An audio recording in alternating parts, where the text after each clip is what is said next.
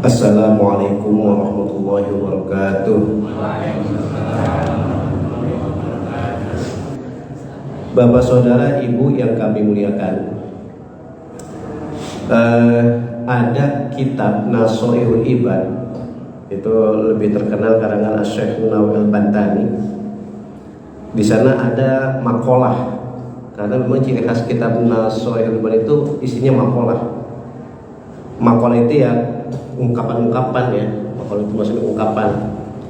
Nah, kata-kata makalah atau ungkapan ini baik dalam bentuk hadis Nabi atau dalam bentuk ungkapan para sahabat, tabiin dan terus ulama-ulama ya. Nah, itu diabadikan dalam kitab namanya Nasoihul Ibad karangan Syekh Nawawi Al-Bantani.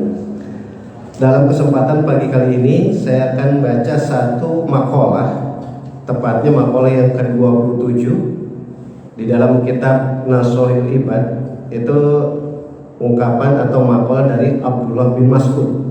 Tidak lain beliau adalah sahabat junjungan kita Nabi besar Muhammad sallallahu alaihi wasallam.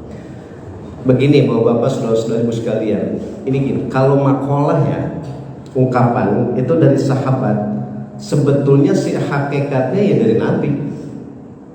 Gitu. Jadi sahabat itu kan orang yang ketemu fisik dengan Nabi dan beriman, itu sahabat. Kalau tabiin, orang yang beriman tapi nggak sempat ketemu dengan Nabi, ketemunya dengan sahabat aja, itu namanya tabiin. Jadi udah generasi kedua. Nanti lagi ada tabiin. Nah, tabiin ini orang yang beriman yang nggak ketemu dengan Nabi, nggak ketemu sama sahabat, tapi ketemunya sama tabiin aja.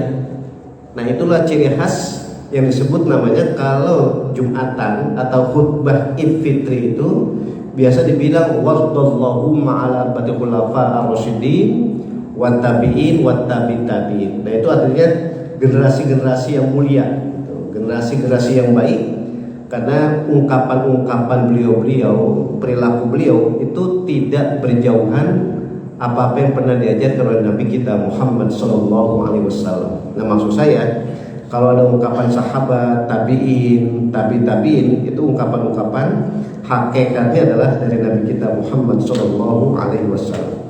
Nah, salah satunya ini sahabat yang bernama Abdullah bin Mas'ud pernah mengungkapkan ungkapan, dan status Abdullah bin Mas'ud ini sahabat yang bagus membaca Al-Qur'annya. Jadi riwayat nih sejarahnya, Abdullah bin Mas'ud ini salah satu sahabat yang bagus bacaan Al-Qur'annya. Sehingga sejarahnya sahabat Ibnu Mas'ud ini orang yang pertama kali membaca Al-Quran dengan suara keras di Ka'bah. Sejarahnya. Jadi sahabat-sahabat yang lain belum baca dan belum berani baca Al-Quran dengan suara keras di Ka'bah. Karena resikonya kalau baca Al-Quran jangankan di Ka'bah, jangankan dengan suara keras, ketahuan aja nyimpen Al-Quran, ketahuan aja membaca Al-Quran meskipun perlahan di rumahnya, itu akan terancam fisiknya dari orang kafir Quraisy gitu. Nah, inilah salah satu kelebihan ya sahabat namanya Abdullah bin Mas'ud. Beliau baca Al-Quran yang bagus, kemudian yang pertama kali berani membaca Al-Quran dengan suara keras di Ka'bah. Baik, apa ungkapan dari sahabat Abdullah bin Mas'ud atau kita singkat Ibnu Mas'ud? Kata beliau nih, addi maftarallahu alaika takun a'badan nas. Jadi ungkapan beliau ini ada 3 poin. Poin pertama, kata beliau, addi maftarallahu alaika takun a'badan nas. Addi ya, melakukan atau lakukanlah iftaradallahu alaika, apa yang sudah Allah fardukan.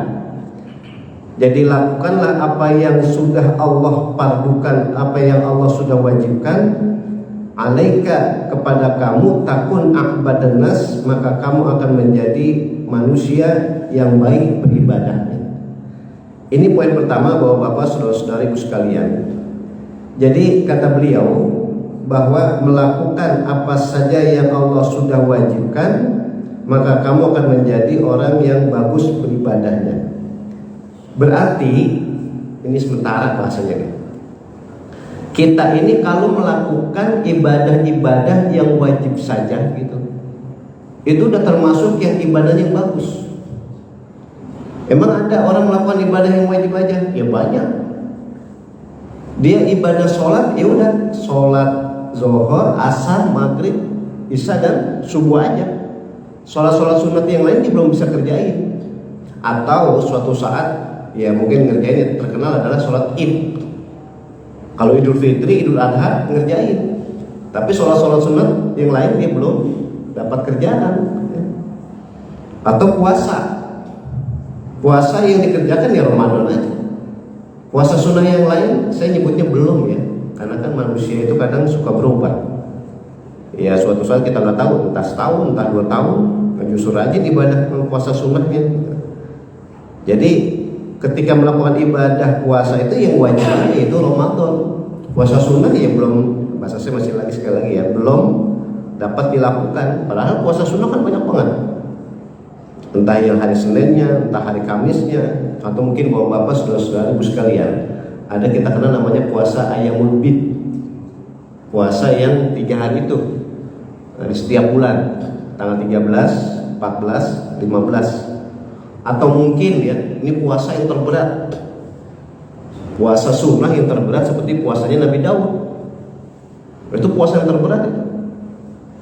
Karena ciri puasa Nabi Daud itu, atau puasa yang pernah disyariatkan kepada Nabi Daud itu yang diselang-seling.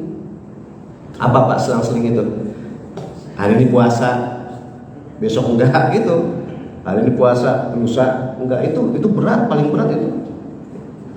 Nah, makanya kata Nabi suatu saat ada sahabat nanya, puasa apalagi setelah Ramadan? Kata Nabi, ada puasa sunnah, kan? Artinya nggak wajib. Kata Nabi Senin Kemis, kata beliau udah biasa.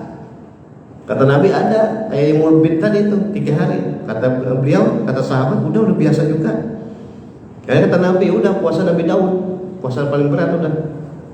Apa kata sahabat? Udah biasa juga. Berarti enggak ada puasa yang lebih berat lagi ketimbang puasa seperti syariatnya Nabi Daud. Ya, udah kembali ke tadi bahwa bapak, saudara-saudara, ibu sekalian. Jadi kalau melakukan ibadah puasa yang wajib-wajib aja. Ya. Belum bisa atau belum dapat melakukan puasa-puasa yang sunnah. Jadi poin pertama ini melakukan ibadah yang wajib aja, tapi belum dapat ya, belum bisa melakukan ibadah-ibadah yang sunnah. Maka kata beliau, kata sahabat Ibnu Mas'ud, itu udah termasuk manusia yang baik dalam beribadah. Kata-katanya baik ya. Tapi kalau gitu nih bahasanya, kalau yang wajib dikerjakan kemudian mampu melakukan ibadah yang sunnah, itu yang lebih baik gitu maksudnya. Jadi kan ada prioritas kan, ada tahapan, ada level. Kalau yang wajib-wajib aja dikerjakan itu udah bagus gitu. Nah kalau yang wajib, saya sebutnya yang wajib dan yang sunnah itu dikerjakan, itu afdol, lebih utama. Yang wajib dikerjakan, yang sunnah dikerjakan, itu afdol gitu. Jangan dibalik. Apa maksud saya jangan dibalik? Yang sunnah dikerjakan, yang wajib malah nggak dikerjain. Apa contohnya? Ya nggak usah jauh-jauh. Kadang malam sholat tahajud. Sholat tahajud dilakukan jam 1 malam. Kalau habis sholat tahajud jam 1 malam, dia ngantuk, dia pules. Bangun jam 7. Berarti sholat subuhnya liwat. Itu yang saya bilang kebalikan tadi gitu. Yang sunnah dikerjakan, yang wajib malah tertinggal. Kalau ya mungkin bahasa saya nih, kalau mungkin nggak biasa gitu sholat tahajud, tiduran udah ngantuk banget sebagainya, akhirnya liwat sampai jam 7 jam 8, nggak apa-apa dah gitu. Tapi kalau setiap hari begitu, nah itu malah nggak benar gitu maksudnya. Meskipun sholat tahajud juga, tapi kalau yang wajib ditinggalin ya nggak benar. Makanya tadi saya bilang kalau suatu saat kali ya nggak biasa, ternyata subuhnya ketinggalan, bukan ketinggalan lagi, bisa jadi emang nggak dikerjain. Nah itu malah nggak bagus.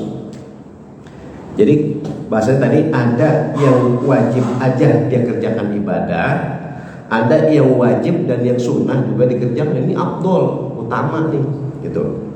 Bahasa saya tadi jangan kebalikan. Yang sunnah dikerjain, yang wajib enggak dikerjain. Yang lebih kacau lagi, yang wajib enggak dikerjain, yang sunnah juga kagak, gitu. Kan beda-beda relatif manusia. Ada yang rajin banget, sunnah dikerjakan, wajib dikerjakan. Tapi bisa jadi kebalikan. Boro-boro yang sunnah, yang wajibnya juga. Jadi masalah tadi saya bilang nih, masalah kita berada di tempat yang mulia, di masjid, kita di tempat yang tempat orang ibadah. Masjid ini kita termasuk orang yang mulia ini, mudah-mudahan ya. Bapak-bapak, saudara-saudara sekalian, lah orang sholat di rumah aja belum tentu mau.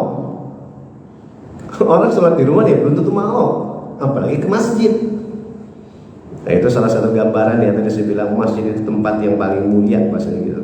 Tapi bahasanya bukan berarti tempat yang mustajab. Kita di Indonesia nggak punya tempat mustajab, tapi tempat yang mulia banyak. Artinya tempat yang biasa dipakai buat ibadah. Nah itu yang pertama bapak-bapak, saudara-saudara sekalian. Jadi poin ungkapan sahabat Ibnu Mas'ud bahwa apa saja yang Allah sudah wajibkan, kemudian kita nih, saya bilang, saya husnuzon, saya positive thinking, apa saja Allah sudah wajibkan, kemudian kita kerjain gitu, maka kita termasuk yang ibadahnya bagus gitu ya.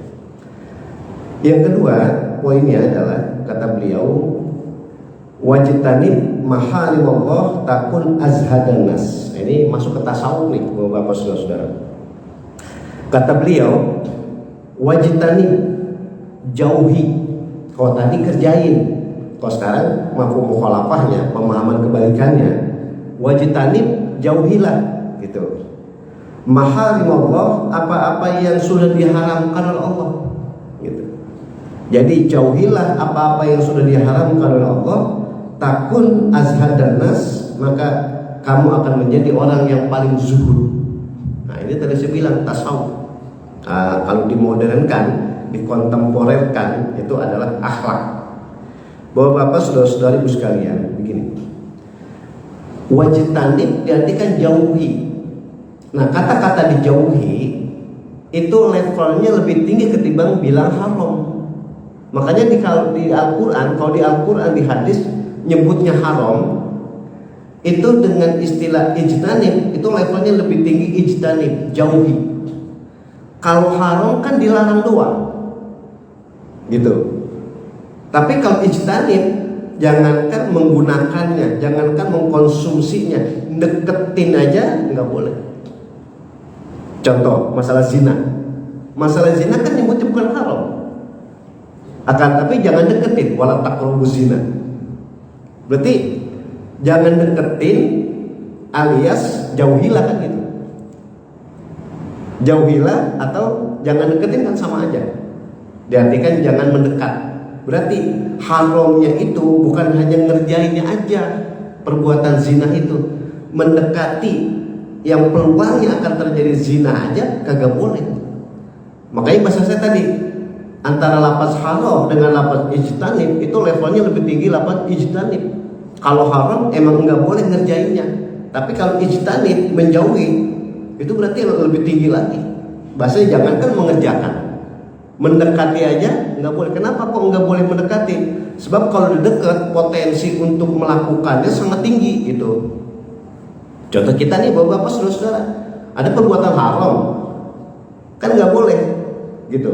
Tapi kalau suatu saat kita deketin perbuatan haram ini, ya iya sih, sekali dua kali kita nggak ngerjain, nggak terpengaruh, tapi lama-lama gitu maksudnya.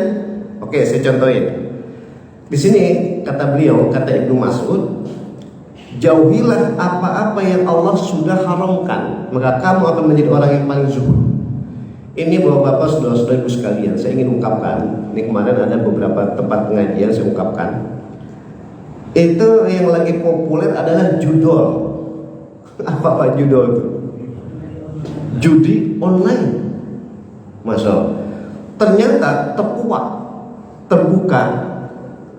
Ada kejadian yang menarik bahwa pas awal-awal ini nih, itu ribuan judol, ya pelakunya tertangkap, ketahuan lah bahasa saya oleh aparat.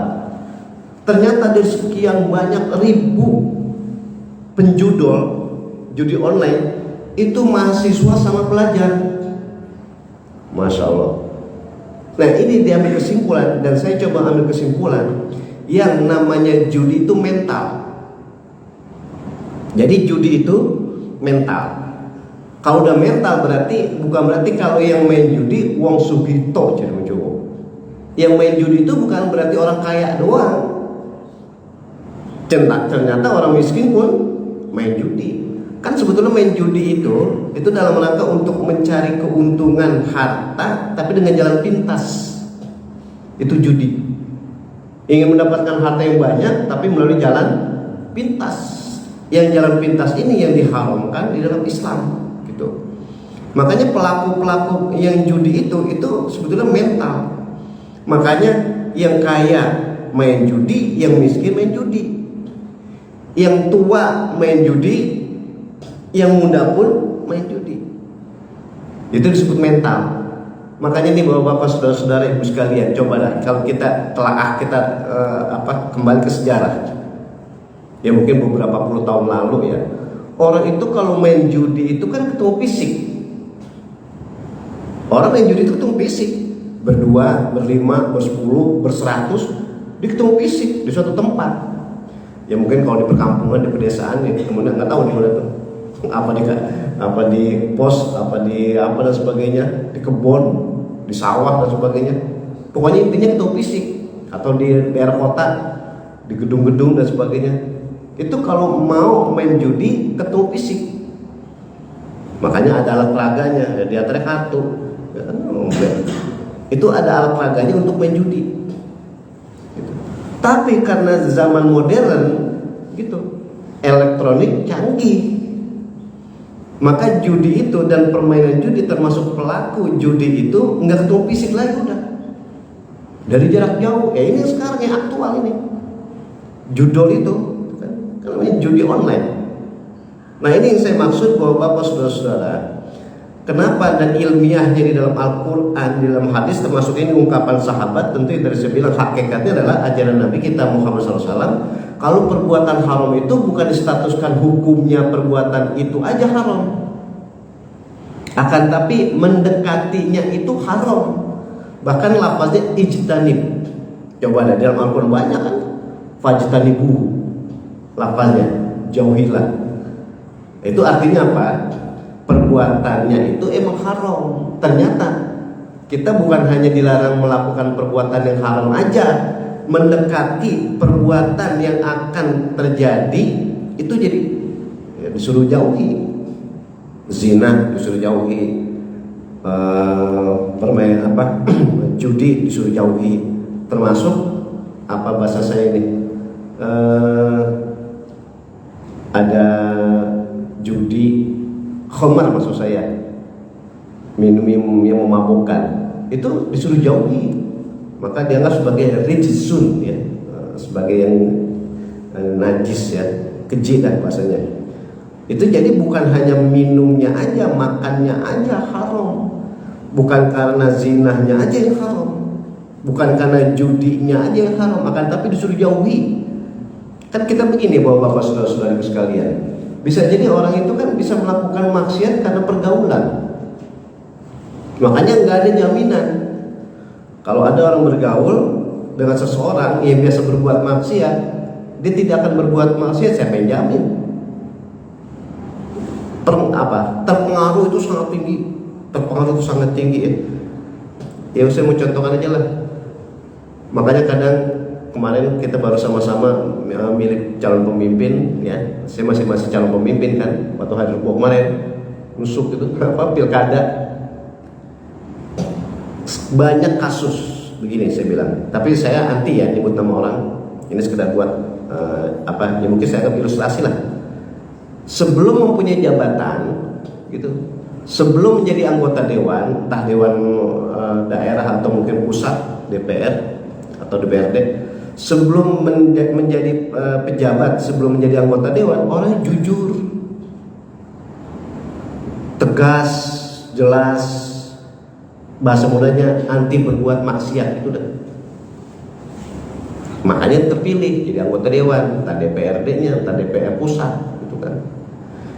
Ketika sudah menjadi anggota dewan, gitu maksud saya nih, berkawan lah kan, berkawan dan sebagainya, ngaturin dan sebagainya, proyek ini dan sebagainya, yang asal kekeh. Nah, apa kekeh Pak maksudnya? Kekeh itu kalau kata orang Betawi apa istilahnya, kuat gitu. Pokoknya maksiat apapun dia nggak bakal kerjain, tapi terpengaruh oleh kawan, terpengaruh sama sistem dan sebagainya, akhirnya terjerumuslah perbuatan maksiat. Ujung-ujungnya ya terakhirnya korupsi. Itu disebut namanya dulu orang yang jujur, orang yang bersih, tapi ketika punya jabatan atau ketika bergabung dengan kawan-kawannya akhirnya berbuat maksiat. Itu yang saya maksud, enggak ada jaminan orang yang dulunya bersih dan sebagainya akan bersih terus, belum tentu. Makanya pengaruh kawan itu sangat-sangat tinggi. Pengaruh dari lingkungan itu sangat-sangat tinggi. Nah itu makanya bapak-bapak, saudara-saudara, menarik dari bilang dalam Al-Quran, termasuk dalam hadis, ya ini termasuk ungkapan para sahabat, itu untuk perbuatan haram, lafaznya ijtanib, jauhi. Kalau potensi akan berbuat maksiat, ya siapapun kawan kita itu harus kita tinggalkan. Maka memutus silaturahim, ini cara terusannya nih, kepada orang yang biasa berbuat maksiat wajib hukumnya. Jadi tidak selamanya memutus silaturahim itu dosa. Tapi kalau kita memutus silaturahim kepada orang yang biasa berbuat maksiat, wajib hukumnya. Ada kitab namanya Subul Salam. Ini penjelas atau mengomentari kitab Bulughul Maram. Jadi kitab Bulughul Maram karangan Ibnu Hajar Al-Asqalani itu dikomentari, diperjelas, disyarahkan lah ya cara bahasa Arab. Itu dalam kitab namanya Subul Salam karangan Imam As-San'ani. Itu diantaranya adalah aslinya memutus silaturahim kan nggak boleh. Tapi kalau memutus silaturahim kepada kawan, kepada teman, kepada siapa aja yang udah terbiasa berbuat maksiat, hukum jadi wajib. Nah, itu berarti memutus silaturahim tidak selamanya nggak boleh, bahkan menjadi statusnya wajib kalau kepada orang yang biasa berbuat maksiat. Jangan coba-coba dah. Saya biasa dah bergaul dengan orang-orang berbuat maksiat, insya Allah aman. Ya kata kita, mungkin seminggu, sebulan aman, ntar 2 bulan, setengah tahun, setahun, bukannya terpengaruh lagi, bisa jadi biangnya perbuatan maksiat, jadi provokator perbuatan maksiat. Itulah saya maksud keilmiahan. Sehingga dalam Al-Quran fajtanibuhu, dalam ungkapan sahabat Ibnu Mas'ud pun bilang ijtanib, ya jauhilah perbuatan haram. Kalau kamu sudah menjauhi perbuatan haram atau sesuatu yang diharam oleh Allah, takun azhadan nas, maka kamu akan menjadi orang yang paling zuhud. Zuhud itu orang yang menjauhi dari kemewahan hidup dunia, gitu. Itu zuhud. Dan ternyata zuhud itu tidak harus, orang zuhud itu tidak harus tinggal di gunung. Orang zuhud itu tidak harus menyendiri. Justru zuhud itu adalah berinteraksi, gitu. Jadi kata-kata tasawuf itu bukan berarti orang yang menyendiri. Tasawuf itu dia bergaul dengan siapapun, tapi dia bisa menghilangkan atau menjauhi perbuatan maksiat, itu zuhud. Makanya kita, ya mungkin ada kata kerja di kantor, bisa jadi orang zuhud. Kita jadi aparat pun bisa menjadi orang zuhud. Kita sebagai guru, sebagai murid bisa menjadi orang zuhud. Kita kerja di sawah, kita kerja di kebun, kita kerja di pabrik, bisa menjadi orang zuhud. Kita pedagang, bisa menjadi zuhud. Jadi bukan kalau zuhud itu identik orang yang menyendiri, orang yang tidak bergaul atau tinggal di suatu tempat yang terpencil. Enggak. Zuhud itu justru kelihatannya ketika berinteraksi. Kita bergaul sama siapa saja, ya sama saudara, sama tetangga, sama kawan dan sebagainya. Tapi perbuatan maksiat apapun bisa kita tinggalkan, itulah orang zuhud. Nah, berarti pemahaman cara ngaji tasawuf tadi saya bilang, zuhud itu bukan berarti harus memisahkan diri ya. Itu malah salah. Yang benar itu ketika kita bergaul, ya godaan, ujian perbuatan maksiat apapun, tapi kita tidak tergoda, itulah orang yang zuhud. Makanya kata beliau, wajtanib, jauhilah maharimullah, apa-apa yang diharamkan oleh Allah, takun azhadan nas, kamu akan menjadi orang yang paling zuhud. Baik bapak-bapak, saudara-saudara. Yang ketiga nih, yang terakhir. Kan ada 3 macam nih, 3 topik atau 3 pokok yang diungkapkan oleh Ibnu Mas'ud. Jadi yang pertama, lakukanlah apa-apa yang Allah sudah wajibkan. Yang kedua, jauhilah apa-apa yang Allah sudah haramkan, maka kamu akan menjadi orang paling zuhud. Yang ketiga, warda bima qasamallahu laka takun agnanas. Ini lagi-lagi masalah batin ya. Tapi memahami batin ini karena ada kaitan masalah zahir. Kata beliau, warda, ridho ya. Relakan. Ini kalau ngomongnya ridho kemarin waktu lagi nusuk jadi masalah. Dia kata kampanye gitu kan. Karena kita lagi ngaji ini kan nyebut angka 1, angka 2, angka 3 dikata kampanye. Emang kadang-kadang begitu ya. Kode mental menilai-nilai begitu. Banyak kemarin kasus itu. Ya udahlah, itu udah liwat ya. Nah, di sini wardo ya, ridho. Ridho itu rela gitu. Makanya kan tadi bilang batin, tapi masalahnya karena permasalahan yang zahir, yang kelihatan. Dan ridho bima qasamallahu laka, terhadap apa-apa yang Allah sudah tentukan. Ai fir rizki gitu maksudnya nih. Jadi ridho apa-apa yang Allah sudah tentukan, atau ridho apa-apa yang Allah sudah anugerahkan, ridho apa-apa yang Allah sudah berikan kepada kita gitu. Takun agnanas, kata beliau, kata Ibnu Mas'ud, maka kamu akan menjadi orang yang paling kaya. Ini terus saya bilang nih, zohir itu menyebabkan akan menjadi batin.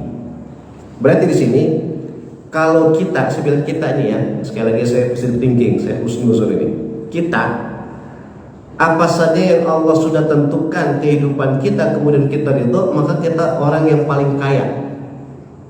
Makanya kaya itu bukan berarti harus benda. Kaya itu bukan berarti harus barang. Hakikat kaya itu adalah hati. Makanya ada bahasa, orang yang hartanya banyak belum tentu kaya hati gitu. Kalau bahasa kaya hati itu tenang, tentram. Jadi hartanya banyak, kalau bahasa orang Jawa wong sugih lah ya. Orang kaya yang hartanya banyak, yang hartanya bejibun, itu belum tentu hatinya tentram. Belum tentu hatinya tenang gitu. Kenapa sih bilang belum tentu tentram, belum tentu tenang? Bisa jadi orang semakin banyak hartanya, itu semakin banyak urusannya. Semakin banyak hartanya, semakin banyak permasalahan yang dia hadapi. Oke lah, saya coba analogi ini, saya coba kiasin. Ini nasihat orang-orang tua kita dulu. Kalau ada suami istri punya anak 1 dengan suami istri punya anak 5, itu repotnya sama. Ini analogi namanya. Bapak-bapak saudara-saudara, ini pemikiran orang-orang tua nih. Katanya orang punya anak 1 sama orang punya anak 2, itu repotnya, sibuknya sama. Jangan dikata dah yang punya anak 1 kehidupannya repotnya sedikit. Yang punya anak 5 kesibukannya repotnya banyak. Belum tentu. Bisa jadi yang punya anak 1 repotnya kagak berhenti-berhenti. Punya anak 1 masalahnya nggak berhenti-berhenti. Yang lingkungan beginilah, yang lingkungan begitu, yang anaknya begini, anaknya begitu dan sebagainya, kemauannya beda dan sebagainya. Bisa jadi anaknya yang 5 itu malah tentram aja, tenang aja udah gitu. Makanya ada, dan pas ada ungkapan, tapi harus diperhatikan juga pelan-pelan ini. Katanya kalau anak banyak rezeki banyak. Saya yakin itu. Ini masalah akidah. Gini, bapak-bapak saudara-saudara, ungkapan banyak anak banyak rezeki betul. Kenapa? Sebab Allah itu Al-Khaliq. Ini kan akidah saya bilang tadi. Allah itu pencipta. Dan selain Allah itu alam, makhluk, termasuk manusia. Bahasa mudahnya, pencipta kita itu menyiapkan, menservis apapun kebutuhan makhluknya. Makanya setiap wong, setiap anak itu jatah rezekinya ada. Setiap per kepala. Makanya saya bilang setiap perorangan, per kepala. Anak 5 itu rezekinya ada. Udah pasti ada itu. Nggak ada manusia yang nggak diberikan jatah rezeki, pasti ada. Tinggal masalahnya orang tuanya, bapaknya mau nyari apa enggak, mau nyambut apa enggak. Diistilahkan kayak hidayah, petunjuk dari Allah. Makanya tadi kita sholat subuh itu diantara bacaan kunut itu, dan yang pertama adalah Allahumma hdina fiman hadait. Jadi yang namanya hidayah, petunjuk itu harus kita jemput, kita cari, bukan kita nungguin gitu. Kalau kita sudah cari, kita sudah ikhtiar, pasti dapat. Kita nggak tahu dari bagian mana kita dapat itu hidayah, dari amal soleh mana, dari ibadah yang mana hidayah itu kita peroleh. Makanya di masjid ini pernah saya khutbah, yang pernah saya bilang, jadi yang namanya hidayah itu harus dicari, bukan kita pasif, akan tapi harus aktif. Kita nggak tahu hidayah itu Allah berikan kepada kita di antara cara ibadah yang mana, di antara amal soleh yang mana. Apa melalui sholat, apa melalui puasa, apa melalui kita berbakti sama orang tua. Apakah kita sebagai suami konsekuen memberi nafkah kepada istri, itu menyebabkan pintu untuk mendapatkan hidayah. Atau kita sayang sama anak, mungkin bapak saudara sayang sama cucu, itu pintu untuk mendapatkan hidayah. Jadi Gusti Allah itu memberikan hidayah kepada orang yang mencari. Tapi kalau nggak mencari, ya nggak bakal dapat. Sama rezeki begitu juga. Semua manusia itu ada jatah rezekinya, termasuk anak, semuanya ada jatah rezekinya. Tinggal orang tuanya mau nyari apa kagak. Nah ini kembali kita ini secara umum, bapak-bapak, saudara-saudara. Jadi Allah anugerahkan harta kepada kita. Itu kalau kita ridho, kita rela, itulah yang disebut namanya sebenar-benarnya orang kaya. Maka orang kaya itu bukan berarti hartanya harus banyak. Makanya tadi saya bilang, orang yang hartanya banyak belum tentu tentram, belum tentu tenang. Oke, iya secara fisik hartanya banyak. Makanya jangan memponis kalau orang kaya udah pasti tenang, tentram, belum tentu. Jangan diponis juga orang yang miskin dikata menderita terus, belum tentu. Kebalikan bisa jadi. Itu cara ngaji namanya agnan nas. Orang yang paling kaya di antara manusia itu adalah ridho apapun yang Allah sudah tentukan. Allah sudah menentukan memberikan harta kepada kita itu sesuai dengan kebutuhan. Nyebutnya sesuai dengan kebutuhan. Maka apa saja yang kita butuhkan untuk kebaikan, kalau itu sudah ketentuan dari Allah, nah itu kita termasuk orang yang kaya, gitu ya. Tapi bukan berarti orang yang kaya itu pasti tenang, pasti tentram, bukan. Akan tetapi Allah sudah anugerahkan rezeki kepada kita, kemudian itu sudah merupakan kebutuhan buat kita. Itu yang disebut namanya agnan nas. Ya. Makanya kita harus positive thinking ya terhadap rezeki yang Allah berikan kepada kita. Allah berikan rezeki kepada kita banyak. Itu ternyata tanggung jawabnya juga banyak. Minimal zakat, infak, sedekah harus dikeluarkan gitu.